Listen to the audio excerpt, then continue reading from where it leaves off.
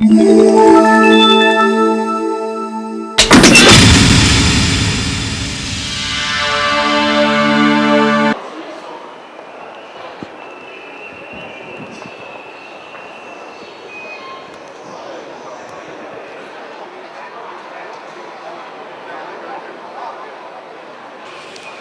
Fondazione per la Cultura Rurale Onlus è una struttura che viene utilizzata per realizzare una serie di progetti sul territorio nazionale. Tra questi alcuni centri didattico-culturali che sono stati realizzati in tutta Italia. In Veneto, ad esempio, i più importanti sono il Centro Didattico-Culturale del Bosco di Due Ville, un'area naturalistica di valenza internazionale, che viene gestita da una serie di realtà portatrici della cultura rurale, quali ad esempio cacciatori, agricoltori, pescatori, la parte propositiva e non integralista del mondo ambientalista, che insieme lavorano per garantire una serie di iniziative per far conoscere il nostro territorio,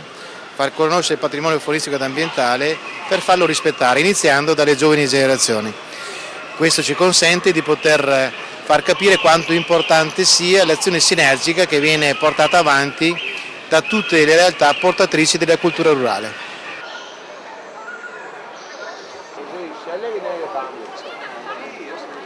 Sicuramente un grande entusiasmo qui all'Hunting Show del 2014. Noi come Associazione Cacciatori Veneti Confavi e come Confederazione delle Associazioni Venatorie Italiane abbiamo voluto fortemente questa fiera ancora 10 anni fa. Abbiamo fatto una grande scommessa con l'allora presidente della fiera e avevamo preventivato che questa sarebbe diventata la fiera più importante a livello italiano, e credo che oggi abbiamo dato una grande dimostrazione che veramente il popolo dei cacciatori ha una grande passione per la caccia, per l'attività venatoria, e qui oggi è rappresentato anche tutto l'indotto che gravita attorno alla caccia. Noi siamo veramente fieri di vedere che cosa è diventata questa fiera